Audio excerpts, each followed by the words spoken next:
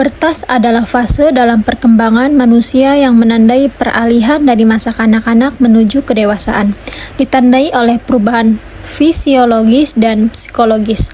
Perubahan fisik yang mencolok adalah kematangan organ seksual yang memungkinkan kemampuan reproduksi. Sementara itu, perubahan psikologis selama pubertas umumnya berhubungan dengan perubahan emosi yang dipengaruhi oleh faktor lingkungan, keluarga, teman sebaya, dan aktivitas sehari-hari. Pubertas pada perempuan biasanya dimulai antara usia 8 hingga 13 tahun, sedangkan pada laki-laki antara 10 hingga 15 tahun, yang menjelaskan perbedaan dalam penampilan fisik mereka. Selanjutnya ada ciri-ciri masa pubertas. Yang pertama ada periode tumpang tindih, yaitu pubertas disebut sebagai periode tumpang tindih karena mencakup masa akhir kanak-kanak dan awal remaja.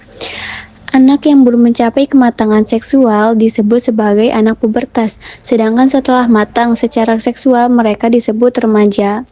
Yang kedua ada masa pubertas berlangsung singkat, yaitu dibandingkan dengan perubahan besar yang terjadi di tubuh, masa pubertas berlangsung relatif singkat, yaitu antara 2 hingga 4 tahun. Anak yang menyelesaikan pubertas dalam waktu kurang dari 2 tahun dianggap cepat matang, sementara yang memerlukan 3-4 tahun dianggap lambat matang. Yang ketiga ada tahap pubertas. Di sini ada 3 tahapan. Yang pertama ada tahap pubertas. Ini terjadi di akhir masa kanak-kanak saat ciri-ciri seksual sekunder mulai muncul, meskipun organ reproduksi belum fungsi sempurna. Yang kedua ada tahap pubertas. Di tahap ini anak memasuki masa antara kanak-kanak dan remaja dengan tanda kematangan seksual seperti menstruasi pada perempuan dan mimpi basah pada lelaki. Yang ketiga ada tahap pasca pubertas. Tahap ini terjadi pada awal masa remaja ketika organ reproduksi berfungsi sepenuhnya dan ciri-ciri seksual sekunder telah berkembang. Pubertas adalah periode dalam hidup yang ditandai oleh pertumbuhan dan perubahan fisik yang cepat, seperti halnya pada masa pranatal dan tahun pertama kehidupan. Perubahan-perubahan ini dapat menyebabkan ketidakpastian, perasaan tidak mampu, dan bahkan perilaku negatif pada anak. Masa pubertas sebagai fase negatif. Charlotte Bahler menyebut pubertas sebagai fase negatif karena anak-anak sering menunjukkan sikap menentang atau antisosial dan kehilangan sifat-sifat baik yang telah mereka miliki. Perilaku negatif ini biasanya berakhir saat kematangan seksual tercapai, dan fase ini lebih menonjol pada anak perempuan dibandingkan laki-laki. Kriteria pubertas pada anak perempuan. Haid pertama sering digunakan sebagai tanda kematangan seksual pada anak perempuan.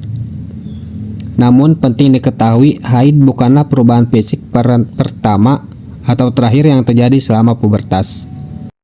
Selanjutnya ada mimpi basah pada anak laki-laki. Kriteria yang digunakan untuk menilai perkembangan anak laki-laki adalah mimpi basah.